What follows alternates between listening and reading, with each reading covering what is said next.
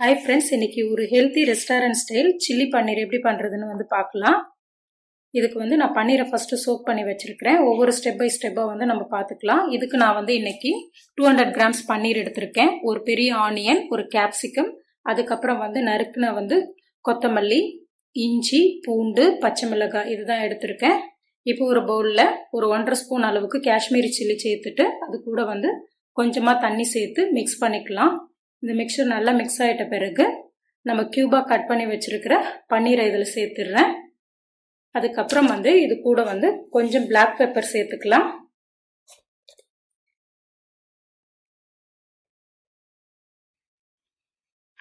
இந்த பன்னீருக்கு தேவையான உப்பு கொஞ்சம் சேர்த்துக்கலாம்.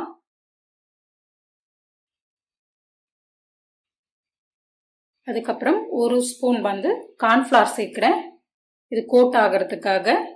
இதை நல்லா மிக்ஸ் பண்ணி ஒரு 15 மினிட்ஸ் ஊற விடலாம். இந்த பன்னீரில் ஹை ப்ரோட்டீன், ஹெல்த்தி ஃபேட்ஸ் இருக்குது and low in carbohydrate. So இது உடம்புக்கு ரொம்ப நல்லது. நம்ம வீக்லி ஒன்ஸ் நம்ம கண்டிப்பாக எடுத்துக்கணும் இதை. இப்போ இதை ஒரு 15 மினிட்ஸ் சைடில் ஊற வச்சிடலாம். இப்போ மீடியம் ஹீட் பண்ண ஆயிலில் நம்ம ஊற வச்சிருக்கிற பன்னீரை பொரிச்சு எடுத்துக்கலாம்.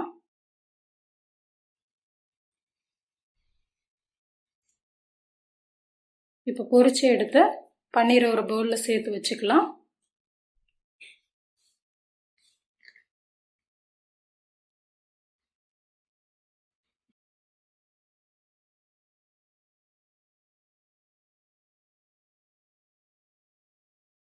இப்போ ஒரு கடாய் வச்சுட்டு கடாய் காஞ்சதும் எண்ணெய் ஊற்றிட்டு அது கூட பொடியாக நறுக்கின இஞ்சி, பூண்டு, பொடியாக நறுக்குனா பச்சை மிளகாய் இதெல்லாம் சேர்த்துட்டு கொஞ்சோண்டு கொத்தமல்லியோட காம்பு நறுக்கி வச்சுருக்கேன், அதுவும் ஃப்ளேவருக்காக சேர்த்துக்கலாம். இது நல்லா ஃப்ரை பண்ணிடக்கூடாது, கொஞ்சமாக ஃப்ரை ஆனால் போதும். இது கூட இப்போ கியூபா நறுக்கி வச்சுருக்கிற வெங்காயத்தை சேர்த்துக்கிறேன். அது கூட இது ஒரு முறை வதக்கிடலாம்.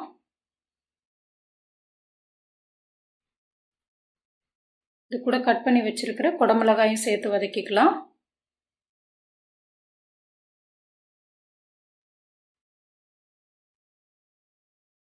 இது ஃபுல்லாக வதங்கக்கூடாது, ஒரு 50% அந்த கலர் மாறக்கூடாது.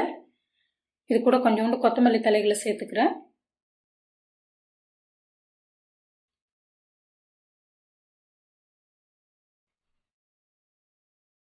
இதுக்கு தேவையான உப்பு கொஞ்சமாக சேர்த்துக்கோங்க. ஏன்னா ஆல்ரெடி நம்ம பன்னீரில் உப்பு சேர்த்துருக்கோம். கொஞ்சமாக உப்பு சேர்த்துட்டு வதக்கிக்கலாம்.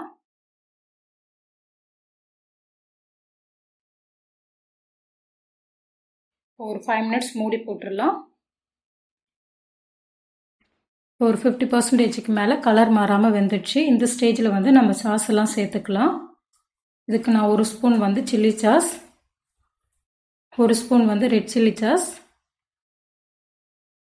ஒரு ஸ்பூன் டொமேட்டோ சாஸ் சேர்த்துருக்கேன். அது கூட கொஞ்சம் சோயா சாஸ்,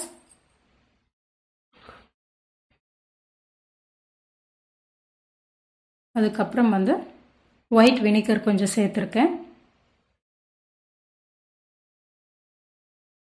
இப்போ இதெல்லாம் சேர்த்து நல்லா வதக்கிக்கலாம். இந்த ஸ்டேஜில் கொஞ்சமாக தண்ணி ஊற்றிட்டு நல்லா கொஞ்சம் ஒரு கலர் மாறும். அதுக்கப்புறம் 2 ஸ்பூன் நான் கார்ன்ஃப்ளவர் கரைச்சி வச்சுருக்கேன் அந்த பாண்டுக்காக, அதையும் நம்ம சேர்த்துக்கலாம். சேர்த்துட்டு நல்லா வதக்கிக்கலாம். இந்த ஸ்டேஜில் நம்ம பொரிச்சு வச்சுருக்கிற பன்னீரையும் சேர்த்து நல்லா அது கோட் ஆகிற அளவுக்கு நல்லா வதக்கி எடுத்துக்கலாம்.